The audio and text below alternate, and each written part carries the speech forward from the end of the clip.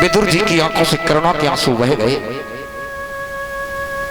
धन्य रे भगवान, धन्य रे कन्हैया, आज तू राजा महाराजाओं में पधारा है और मेरे जैसे गरीब को इतनी बड़ी सभा में तेने सम्मान करो रे कन्हैया। आंखों में आंसू में विद्रानी से कहने लगे, जल्दी चलो, अब हमारे भगवान हमारे दरवाजे पर पधारेंगे। दोनों लौट करके आए। काका विदुर कहने लगे, विदुरानी जी तुम जल्दी से बुहारी लगाओ, पोछा लगाओ, लेपन करो, हमारे भगवान आने वाले होंगे। तब तक मैं अपने गोपी ग्वालों के घर से भगवान के लिए माखन मिश्री ले आऊं। मेरे भगवान को माखन मिश्री अति प्रिय है। काका विदुर माखन मिश्री मांगने के लिए गए। इधर भगवान को मौका मिला, भगवान ने दुर्योधन की मेवा को त्याग दिया।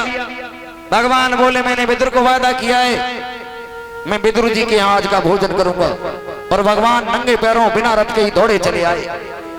कुंदी बंद है, अंदर विदुरानी है। भगवान ने आवाज लगाई, कुंदी को खटखटाया, काकी जी, अरे काकी जी गेट खोलो।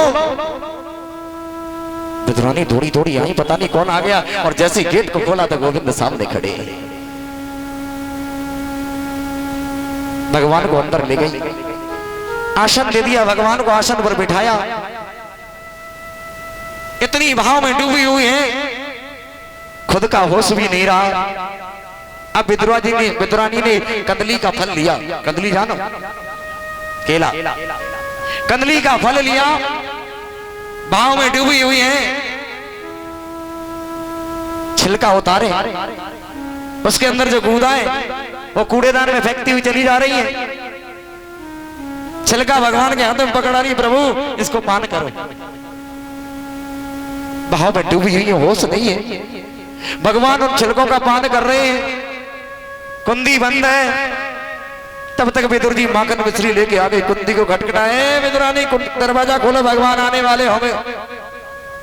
दौड़ी दौड़ी विदुरानी आई, बोले आने वाले होंगे कि घर में पहले से तैयार बैठे। भगवान आ गए? बोले हाँ, भगवान तो पहले से ही आ गए। अंदर गए, देखा तो विदुरानी भगवान को केला के छिलका खिला रही है और केला को जो गूदा है वो फेंकती हुई चली जा रही है। भाव में डूबी हुई है। काका विदुर कहने लगे, अरे विदुरानी, अरे तुमने तो अनर्थ कर दिया, अन्याय कर दिया, अपराध कर दिया। मेरे गोविंद को तुमने छिलके खिला दिए। ध्यान आया, क्षमा मांगी, प्रभु गलती हो गई। मैं तो भाव में इतनी डूबी हुई थी, मुझे होश ही नहीं रहा कि मैं छिलके खिला रही हूँ, केला खिला रही हूँ। काका विदुर ने एक प्रश्न कर दिया, गोविंद एक बात बताओ, ये विदुरानी तो भाव में डूबी हुई थी, इनको होश ही नहीं था, तो ये आपको छिलका दे रही थी, लेकिन आप कितने बड़े भाव में डूबे, आप छिलका ही खा रहे थे। आप कम से कम एक बार तो बता देते ये छिलका है या गूदा है। ये छिलका फेंक दो। भगवान के हाथ से छिलका लिया। काका विदुर ने जैसे छिलका फेंका, पात्र से लड्डू दिया, गोविंद ये लड्डू खाओ। और जैसे ही मेरे भगवान ने लड्डू लिया, लड्डू का जैसे पान किया, एक ग्रास खाया। काका जी, काका जी, एक बात कह दूं अगर आपको बुरी ना लगे तो, एक बात कहूं? भगवान बोले, काका जी एक बात कहूं आपको बुरी ना लगे तो? बोले कहो। कह दूं काका? बोले कह दो। कह दूं? बोले हाँ। काका जी, जो आनंद उन छिलकों में आ रहा था, वो आनंद इन लड्डुओं में नहीं है। मेरे भाई बहन, भगवान तो भाव के भूखे हैं। भगवान को जो भाव से बुलाते हैं, गोविंद आ जाते हैं। अरे संसार की वस्तु तुम्हें दी, संसार बना करके परमात्मा ने तुम्हें दे दिया, बोलो उस भगवान को क्या दे सकते हैं? मैं यहाँ परिवार में भोजन करने के लिए जाता हूँ तो कुछ भक्त हमारे में दिखता हूँ। अब किसी से कहो, सच बात कह दो, साहब बड़ा बड़ो बड़ो, वहां देखो थाली लग के सामने आवे, और थाली लग के जैसे सामने आवे तो एक टुकड़ा तोड़ेंगे। टुकड़ा तोड़ो। अब कुछ लोग उन्हें सुधार कर रखा है कि वो थाली में डाल दें, उन्हें टुकड़ा तोड़ो और जमीन पर चढ़ा दें और दो बूंद पानी की चढ़ा दें, हाथ जोड़े, खाओ भगवान। चलो भैया, तू थाली में और भगवान जमीन पर, तू थाली में और भगवान जमीन पर। कुछ वक्त एक टुकड़ा चढ़ाओ भगवान को, प्रभु आओ भोग लगाओ। अरे उस परमात्मा ने तुम्हें सब कुछ दिया, सूर्य चंद्रमा पृथ्वी वायु आकाश बना करके तुम्हें दे दिया। क्या भगवान को तुम एक तरीके से तृप्त कर सकते हो? ये मेरे भगवान का अपमान है।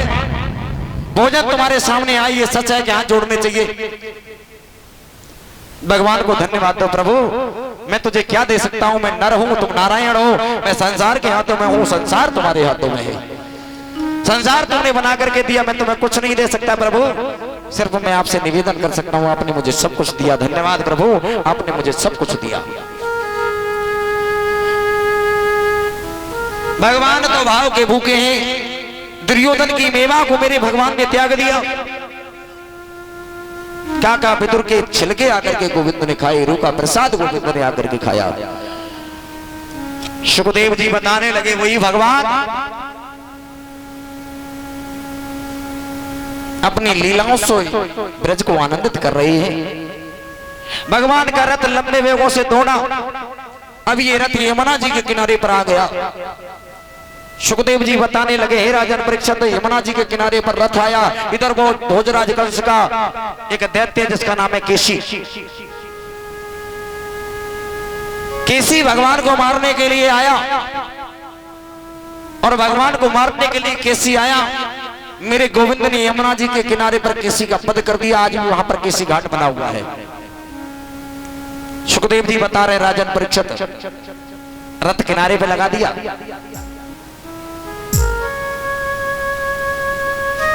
चाचा अगर आप हमें आदेश कर दो तो हम इस यमुना जी में स्नान और कर लें। चाचा क्यों रथ पर बैठे? गोविंद स्नान करने के लिए जाते। छोटे भैया है बलराम,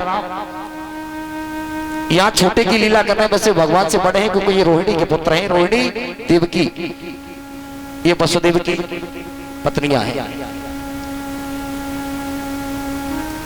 बलराम कहने लगे, कन्हैया ये चाचा हैं, हमसे बड़े हैं, इनका हमें सम्मान करना चाहिए। पहले चाचा को स्नान कराओ। भगवान ने कहा, चाचा आप यमुना जी में स्नान करो। चाचा क्रूर उतरे, यमुना जी में स्नान किया, रथ पर जाकर के बैठ गए। अब भगवान स्नान करने के लिए गए। सुखदेव जी बताने लगे, हे राजन परीक्षित, भगवान ने स्नान किया। चाचा क्रूर के मन में ये विचार घूम रहा है, भोजराज कंस कुछ समय बाद इनको मार देगा, जिंदा नहीं छोड़ेगा। सुखदेव जी बताने लगे, हे राजन परीक्षित, गोविंद ने स्नान किया। कृष्ण बलराम स्नान करने के बाद रथ पर बैठ गए। रथ जैसे ही यमुना जी को पार हुआ, गोविंद कहने लगे, चाचा अब रथ को यहीं पर रोक दो, और चाचा आप जाओ मामा से कह देना, हमारे आने का मामा को समाचार दे देना, और हम मथुरा की शोभा देखते हुए आएंगे। भगवान कन्हैया के साथ में छोटे छोटे ग्वाल बाल भी हैं।